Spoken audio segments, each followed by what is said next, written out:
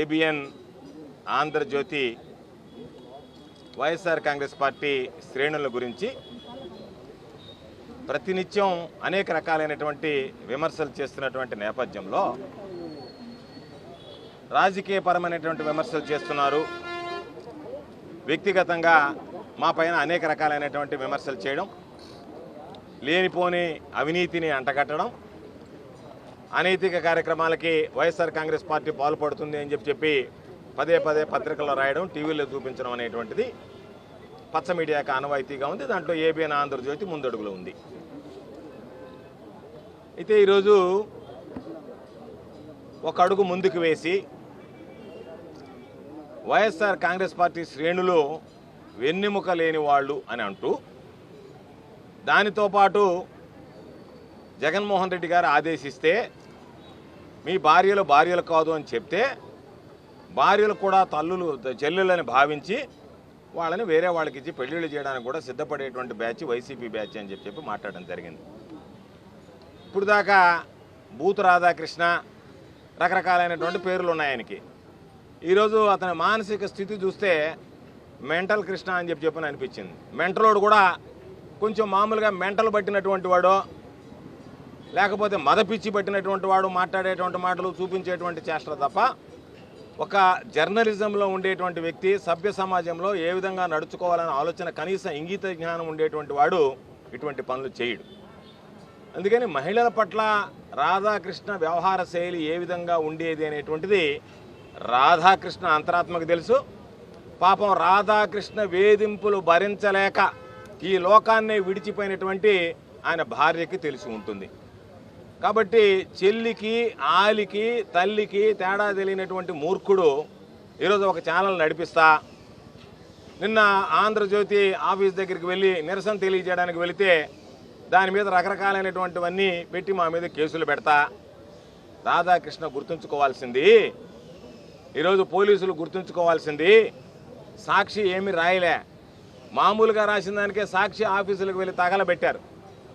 వెళ్ళి పాపం కొంతమంది జర్నలిస్టులు అయ్యా మా కార్యాలయాల మీద దాడులు చేస్తున్నారు అని అంటే మేమేం చేయలేమండి, మీ మానాన్ని మీరు ఏదో ఒక విధంగా ఆఫీసుకు తాళాలు వేసి వెళ్ళండి అని చెప్పి పోలీసు అధికారులు సెలవు ఇచ్చారు. అటువంటిది నిన్న మేము ఊరికే నిరసన తెలియజేయడానికి పోతే దానికి 4 దారులు ఉంటే 4 దారుల దగ్గర బ్యారికేడ్లు, దాని మీద మళ్ళా రోడ్డు మీద ఉండేటువంటి కంప ముళ్ళ కంచెలు రకరకాలైనవన్నీ వేసి ఇబ్బందులు పెట్టి ఈరోజు దాని మీద మా మీద ఎఫ్ఐఆర్లు కట్టేటువంటి పరిస్థితికి దిగజారిపోయారు. కాబట్టి రాధాకృష్ణ గుర్తుంచుకోవాల్సింది, నువ్వు మాట్లాడినటువంటి మాటలు ఏదైతే ఉన్నాయో సభ్య సమాజం సిగ్గుతో తలదించుకుంటుంది. మహిళలు నీ ముఖాన ఉమ్మేస్తున్నారు కాబట్టి మహిళా లోకం చీకొడుతుంది. న్యూట్రల్గా ఉండేటువంటి వాళ్ళు ఎవరు కూడా ఆంధ్రజ్యోతి పేపర్ను చూడటం లేదు. ఆంధ్రజ్యోతికి సంబంధించి ఎందుకు ఈ మాట చెప్తున్నాను అంటే, నీ ఛానల్కి నీకున్న క్రెడిబిలిటీ ఏంటంటే, సార్ ఏమన్నాడు సార్ ఆంధ్రజ్యోతి రాధాకృష్ణ అని అంటే ఇదిగో ఏదన్నాడంటే ఉమ్ముతున్నారు నీ ముఖాన, అంటే చూడటం వల్ల నీ ఛానల్ తెలుసుకుంటున్నారు ఏం జరిగింది అని. ఆ స్థితికి దిగజారిపోయింది నీ పత్రిక, నీ ఛానల్. పాపం నువ్వేమో నన్ను మించినటువంటి వాడు లేడు రకరకాలైనటువంటి స్లోగన్స్ పెట్టుకొని నువ్వు బ్రతుకుతున్నావు. కాబట్టి నువ్వు ఎదుటివాడికి చెప్పేవాడికి తప్ప నీకు చెల్లెలు ఉందో లేదో మాకు తెలియదు. ఉంటే వెళ్ళి నీ చెల్లెలను అడుగు, అమ్మా ఇది నేను ప్రసారం చేశాను అని అంటే వాళ్ళు ఏమి సమాధానం చెప్తారు. కాబట్టి నీకున్నటువంటి నీచ చరిత్రలాగా అందరూ బ్రతుకుతారు అనుకోవద్దు. రాధాకృష్ణది బ్రతుకే కాదు. కాబట్టి ఆయన ఏదో సామెత ఉంది, ఎదుటివాడికి చెప్పేదానికి నీతులు ఉన్నాయన్నట్టుగా ఆయన పెద్ద సంస్కారం కలిగినటువంటి వాడిగా, నీ సంస్కారం అంతా మాకు తెలుసు. నువ్వు మాకు తెలిసేటప్పటికే ఎమ్మెల్యే క్వార్టర్స్లో ల్యాంబరేటా స్కూటర్ మీద వస్తే ఆ స్కూటర్కి స్టాండ్ వేసుకునేటువంటి గతి లేకపోతే ఆ స్కూటర్ని గోడ కానిచ్చినటువంటి వాడు నువ్వు కాదా? అవునా చెప్పు. ఈరోజు నువ్వు ఆడి కారులో తిరుగుతున్నావు, రకరకాలైనటువంటి కారులో తిరుగుతున్నావు, బంగ్లాలో తిరుగుతున్నావు. నీ బ్రతుకు ఎట్లాంటిది అనేది లోకానికంతా తెలుసు. అటువంటిది నువ్వు ఏదో ఎక్కడి నుంచో ఊడిపడ్డట్టుగా చంద్రబాబుకు నువ్వు బ్రోకరేజ్ చేస్తున్నావు కాబట్టి, చంద్రబాబుకు బ్రోకరు కాబట్టి, నువ్వు చంద్రబాబు ఇచ్చేటువంటి బ్రోకరేజ్తో బతుకుతున్నావు కాబట్టి నువ్వు నేను పెద్ద జర్నలిస్ట్ అనుకోవద్దు. జర్నలిస్ట్గా ఎవరు చూడడం, నిన్ను బ్రోకర్గానే చూస్తున్నారు.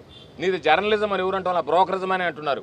కాబట్టి ఇప్పటికైనా ఈరోజు మేమందరం కూడా శాసనమండలి సభ్యులుగా ఉన్నటువంటి సోదరులు పర్వతిరెడ్డి చంద్రశేఖర్ రెడ్డి గారు, అదేవిధంగా జిల్లా పరిషత్ చైర్పర్సన్గా ఉన్నటువంటి సోదరి ఆనం అరుణమ్మ గారు, మరొక సోదరులు జిల్లా పరిషత్ కేంద్ర సహకార బ్యాంక్ మాజీ అధ్యక్షులుగా పనిచేసినటువంటి రూరల్ ఇన్ఛార్జిగా ఉన్నటువంటి అన్న విజయ్ కుమార్ రెడ్డి గారు, ఈరోజు బహుశా ఇక్కడ ఉన్న వాళ్ళందరూ నాకన్నా చిన్నవాళ్ళు నేను అనుకుంటున్నా, ఎవరైనా పెద్దవాళ్ళు ఉన్నా కూడా మాతోట వచ్చినటువంటి మా అక్క చెల్లెమ్మలు అందరం కూడా ఈరోజు దీనికి సంబంధించి నిరసన తెలియజేయడానికి వచ్చాం. నిన్న వచ్చారు, ఎండలో ఉండారు, పాపం ఎన్ని రకాలైనటువంటి ఇబ్బందులు పడ్డా, పోలీసులు ఎన్ని రకాలుగా హింసించినా, వాళ్ళని నెట్టినా, దోచినా, తోలనాడినా భరించారు. కేవలం కారణం ఈరోజు వైఎస్ఆర్ కాంగ్రెస్ పార్టీ శ్రేణుల మీద జరుగుతున్నటువంటి కుట్ర, మా నాయకుడు జగన్మోహన్ రెడ్డి గారిని రాజకీయంగా ఎదుర్కొనేటువంటి దమ్ము ధైర్యం లేక వ్యవహరిస్తున్నటువంటి తీరు.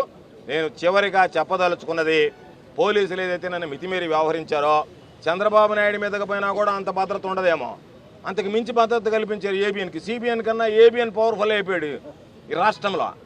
కాబట్టి మీకేమన్నా ఏబిఎన్ జీతాలు ఇస్తున్నాడా? ఏబిఎన్ కార్యాలయం నుంచి ఏమన్నా పోలీసులకు జీతాలు వస్తున్నాయా? లేకపోతే పోలీసులు ఎందుకు అంత ఉత్సాహంతో వందలాది మంది తరలిచ్చారు? పాపం ఎక్కడెక్కడ వాళ్ళందరినీ తీసుకొచ్చి ఇబ్బందులు పెట్టారు, మళ్ళీ మైకుల్లో మాట్లాడారు, రకరకాలైనటువంటి ఇబ్బందులు పెడితే మేము ఒక అనుమానం వచ్చింది, ప్రభుత్వం మీకు జీతం ఇచ్చేది ప్రభుత్వమా, ఏబిఎన్నా, సిబిఎన్నా? ఎందుకంటే ఆయన చెప్పినటువంటి దాన్ని వంతపాడుతున్నారు కాబట్టి సిబిఎన్ వాళ్ళ నాయన జోబులోంచి డబ్బులు తీసేయడంలే, ఏబిఎన్ ఆయన జోబులోంచి డబ్బులు ఇవ్వడం ఇచ్చేది ప్రభుత్వం. మీరు పని చేయాల్సింది ప్రభుత్వానికి, మీరు పని చేయాల్సిన శాంతి భద్రతలకి. కాబట్టి మీ వ్యవహార శైలి ఏ విధంగా ఉందంటే, మేము ఏబిఎన్ నుంచి ప్రతి నెల జీతం తీసుకుంటున్నాం కాబట్టి ఆ జీతకాలం కాబట్టి ఆ విధంగా పనిచేయాలన్నట్టుగా మీరు వ్యవహరించినటువంటి తీరుంది. ఇది సమాజం కూడా పోలీసు వ్యవస్థను చూసి సిగ్గుపడాల్సినటువంటి పరిస్థితి ఏర్పడింది. కాబట్టి ఖచ్చితంగా మా ఈ పోరాటం ఏదైతే ఉందో ఈరోజు మీకు ఇచ్చాం, న్యాయస్థానాలను ఆశ్రయిస్తాం. తప్పనిసరిగా వైఎస్ఆర్ కాంగ్రెస్ పార్టీ రాబోయేటువంటి రోజుల్లో మా మహిళా మండలందరి సహకారంతో, వాళ్ళ అందరి యొక్క ఆలోచనతో ఈరోజు వాళ్ళ ఆగ్రహం కట్టలు తెంచుకుంటుంది. కాబట్టి భవిష్యత్తులో కూడా ఖచ్చితంగా వైఎస్ఆర్ కాంగ్రెస్ పార్టీ మా పోరాటాన్ని కొనసాగిస్తుందని చెప్పి సందర్భంగా తెలియజేస్తూ మేము జిల్లా ఎస్పీ గారిని డిమాండ్ చేస్తున్నాం. అన్ని నియోజకవర్గాల్లో ఈరోజు దానికి సంబంధించినటువంటి ఫిర్యాదులు ఇస్తున్నాం. మాకు రసీదులు అడిగినా కూడా ఈ పోలీస్ స్టేషన్లో మేము రసీదులు ఇచ్చే ఆనవాయితీ లేదు. వైఎస్ఆర్ కాంగ్రెస్ పార్టీ వాళ్ళకి మామూలు వాళ్ళకైనా ఇస్తాం, కానీ మామూలుగా దారిని పోయేవాడికి ఫిర్యాదు ఇచ్చినా మేము సంతకం పెట్టి ఇస్తాం, కానీ వైఎస్ఆర్ కాంగ్రెస్ పార్టీ వాళ్ళకి ఏమన్నారు? మరి రోజు ఫ్రెండ్లీ పోలీసింగ్ దేనికి, గ్రీవెన్స్ దేనికి, మళ్ళీ దానికి ఒక రిసెప్షనిస్ట్ దేనికి? అవి నేను సంతకమే పెట్టను, నేను అసలు మీకు రసీదు వేయను అన్నప్పుడు అంటే వ్యవస్థలో నుంచి వైఎస్ఆర్ కాంగ్రెస్ పార్టీ వాళ్ళని పక్కకు పెట్టేశారా? మేము మనుషులుగా భావించడం లేదా? పోలీసు వ్యవస్థ ఆ విధంగా తయారైందా? కాబట్టి ఖచ్చితంగా వీటన్నిటి మీద న్యాయస్థానాన్ని ఆశ్రయిస్తాం. జగన్మోహన్ రెడ్డి గారు చెప్పినట్టుగా గుర్తుంచుకోండి, రాధాకృష్ణ అనేటువంటి వాడు ఈ జిల్లాలో వైఎస్ఆర్ కాంగ్రెస్ పార్టీ అధికారంలోకి వచ్చిన వెంటనే ఏబిఎన్ కనపడదు, ఆంధ్రజ్యోతి కనపడదు, రాధాకృష్ణ ఉండదు, కొత్త పలుకు ఉండదు, చెత్త పలుకు ఉండదు, ఏ పలుకు ఉండదు.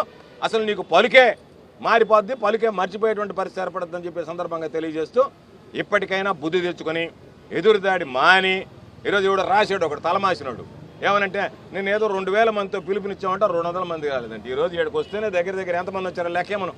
ఏబిఎన్ వాడు ఇవ్వడంలో ఉంటే ఆ ఇచ్చినటువంటి వాడు కంప్లైంట్ ఇచ్చినటువంటి వాడు వచ్చి ఈరోజు లెక్కండి. ఈరోజు కంప్లైంట్ ఇవ్వడానికి వస్తే ఎంతమంది వచ్చామో లెక్కేసుకోండి. కాబట్టి స్వచ్ఛందంగా పిలవకుండా, కాబట్టి నిన్న పిలుపునిస్తే ఎంతమంది వచ్చారంటే, ఎంతమంది వస్తే మీ పోలీసులు ఎందుకు 100 మంది వచ్చారు, 200 మంది నాపడానికంటే అప్పటికి అంత బలంగా ఉన్నామనే మమ్మల్ని ఎదుర్కోలేకపోతున్నారా? 200 మందిని ఎదుర్కోలేనటువంటి పోలీసు వందలాది మందిని తీసుకొచ్చాడు నిలబెట్టి, పాపం వాళ్ళందరినీ ఇబ్బంది పెట్టి ఎండలో వాళ్ళు సొక్కి పడిపోతురా, పాపం మా వాళ్ళు ఇబ్బంది పెడతారా, ఆడవాళ్ళని కూడా చూడకుండా ధైర్యంగా పులులాగా పోరాడుతారా మీతోన. కాబట్టి మా పవర్ ఏంది మీకు అర్థమైంది. అధికారం ఉంటేనే కాదు, చంద్రబాబు లాగా 4 ఏళ్ళు చంద్రబాబు నాయుడు ఎక్కడో ముసుగేసుకొని పడుకొని అదేమంటే నాకు బయటకు వస్తూ కోవిడ్ వస్తుంది, నేను ముందే 70 ఏళ్ళు దాటినటువంటి వాడిని నేను తట్టుకోలేనని చెప్పి ఆ విధంగా ఉండేటువంటిది కాదు. నిన్నా చెప్పినా, ఈరోజు చెప్తున్నా, రేపు చెప్తున్నాం, వైఎస్ఆర్ కాంగ్రెస్ పార్టీ మా నాయకుడు జగన్మోహన్ రెడ్డి గారు మాకు ఇచ్చినటువంటి వారసత్వం గుండె ధైర్యం. ఆ గుండె ధైర్యంతోనే పోరాడతాం, ఆత్మస్థైర్యంతో మాట్లాడతాం. ఖచ్చితంగా ఈరోజు మీరు చేసినటువంటి తప్పుల్ని ఖండిస్తున్నాం, గర్హిస్తున్నాం.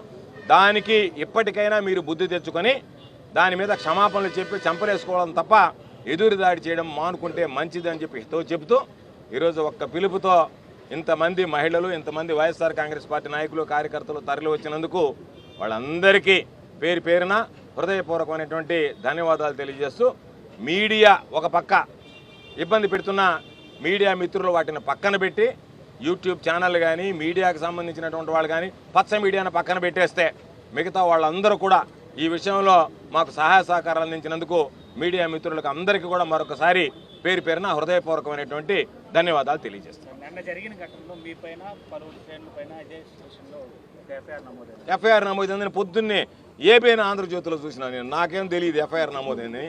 ఇప్పుడు కూడా సిఐ గారు మీ మీద ఎఫ్ఐఆర్ ఉంది సార్ అని ఏం చెప్పలే, దాని గురించి ఏం ఆలోచన చేయాలి. పొద్దున్నే ఆన్ చేస్తే ఆయన ఏదో పెట్టుకొని ఉన్నాడు, అంతా అక్కడ జరిగింది ఇక్కడ జరిగింది అని చెప్పినానని. వాటికి ఏం భయపడేది ఉండదు. కాకపోతే అసలు ఆడ స్టాఫ్ యాడ్ ఉన్నాడని, అసలు ఆంధ్రజ్యోతికి స్టాఫ్ యాడ్ ఉన్నాడయ్యా. మీరు జీతాలు ఇవ్వకపోతే దరిద్రులారా, వాడు పోయి బయట పాపం మీకు జీతాలు ఇచ్చేది ఎవరు? తెలుగుదేశం పార్టీ ఎమ్మెల్యేల దగ్గర జీతాలు తీసుకుంటున్నారు. మీ స్టాఫర్లకి బ్యూరోలకి మీరు గుంది మీద చెప్పని నాకు ఒక చెక్కు చూపించమనండి. ఇదిగో మా ఈ రిపోర్టర్లకు ఎంతమంది ఉన్నారో వాళ్ళకి మాత్రం చెప్పాడంటే రిపోర్టర్లందరికీ మీరు అందరూ తరలి వచ్చి వైఎస్ఆర్ కాంగ్రెస్ పార్టీ శ్రేణులు అడ్డుకోవాలనండి. మీ ముఖం చూపించలే మీ రిపోర్టర్లు, మా శ్రేణులు రావడం కాదు. సిగ్గుంటే మీరు ఆలోచన చేయాల్సింది, మీరు పిలుపునిచ్చారా లేదా? జిల్లా వ్యాప్తిగా ఉన్నటువంటి రిపోర్టర్లు అందరూ ఇక్కడికి రావాలని పిలుపునిచ్చారా లేదా? మీ రిపోర్టర్లు వచ్చారా, ముఖం చాటేశారా? మీరు వస్తారని చెప్పి ఆడుకొస్తే మీరు వెనక్కి దగ్గర దరిద్రులారా, పోలీసులను ముందు పెట్టి బతికినోళ్ళు మీరు మళ్ళీ మా గురించి మాకు రాలేదని మాకు రాందే. మీ దగ్గర జీతాలు ఎగ్గొట్టుకున్నారు కాబట్టి మీ దగ్గర జీతాలు తీసుకుని మీ సిబ్బంది మీకు మకాను ఉమ్మేస్తుంటే సిగ్గు లేకుండా మళ్ళీ మీరు మాట్లాడటం ఏంది? కాబట్టి మీరు జీతాలు ఇవ్వనటువంటి అది సంస్థ కాదు. మీరు చెప్పేది ఏంది? నేను ఏ విధంగా అయితే జనాల మీద పడి కొట్టక తింటున్నానో మీరు కూడా జనాల మీద పడి కొట్టక తిన్నానంటే వాళ్ళు ఎవడన్నా పోయేది అమ్మనాడు ఒక ఫోటో తీసేది, డబ్బులు ఇస్తావా ఏమంటావా, డబ్బులు ఇస్తావా ఏమంటావా, డబ్బులు ఇస్తావా చూపించమంటావా? ఇదే బతుకైపోయాను మీ బతుకంతా. నీ దగ్గర నుంచి ఆవు చేలో మేస్తే దూడ గట్టిన మేస్తుంది అన్నట్టుగా దరిద్రుడా నువ్వు నిద్రలేస్తే బ్లాక్మెయిల్ చేస్తుంటివి. నీ కింద ఉండేవాళ్ళు అదే విధంగా ఆంధ్రజ్యోతి విలేకరు అంటే భయం ఏంటంటే నాయన ఈడు ఏదో ఒకటి రాస్తాడు, రియల్ ఎస్టేట్ వాడి దగ్గర ఒక ఫోటో తీస్తే వాడికి ఏంది పాపం అమ్మకాలు తగ్గిపోతాయి. నీ వల్ల ఏం పెద్ద పనేం కాదు, నీదేం పెద్ద మొనగాడ పత్రిక ఏం కాదు. దమ్మున్న ఛానల్ అంటే నీకే దమ్ము లేదు దరిద్రుడా, ఛానల్కి ఏం దమ్ముందే. కాబట్టి అటువంటి నిష్ఠ దరిద్రుడు మీ గురించి మాట్లాడబడలే. మీ గురించి అసలు మీ గురించి మాట్లాడాలని మీ పేరు ఎత్తాలని అసహ్యంగా ఉంది. కాకపోతే విధి లేక గత్యంతరం లేక ఆ పేరు ఎత్తుతున్నాం కానీ లేకపోతే అది అంటేనే పాపం మా చంద్ర అంటాడు చంద్రశేఖర్ రెడ్డి గారు, ఏందబ్బా ఈ దరిద్రులు మాట్లాడే మాటలు కడుపులో దేవినట్టుకున్నాయని చెప్పి అందరూ పొద్దున్నే టిఫిన్ చేసి వచ్చారు. వాళ్ళందరూ మళ్ళీ ఇక్కడ వాంతులు చేసుకుంటారు మీ దరిద్రుని పేరు ఎత్తినా దరిద్రుల పేరు ఎత్తినా. కాబట్టి అంత దూరం మాట్లాడబడలే. మీరు మాట్లాడినటువంటి వ్యాఖ్యలను ఖండిస్తున్నాం. తప్పనిసరిగా వైఎస్ఆర్ కాంగ్రెస్ పార్టీ ఒక సిద్ధాంతం కోసం పనిచేసేటువంటి పార్టీ, నీలాగా గాలికి ఎగిరేటువంటిది కాదు. కాబట్టి నువ్వు ఒక టాయిలెట్ పేపర్ని ఒక పనికిమాలిన ఛానల్ చూపించినంత మాత్రం నేను భయపడం. ఖచ్చితంగా రాబోయేటువంటి రోజుల్లో వైఎస్ఆర్ కాంగ్రెస్ పార్టీ నీ మీద, నీ రాతల మీద, నీ చూపించేటువంటి విధానాల మీద, ఖచ్చితంగా నీ చేష్టల మీద పోరాడుతుందని చెప్పి ఈ సందర్భంగా తెలియజేస్తుంది.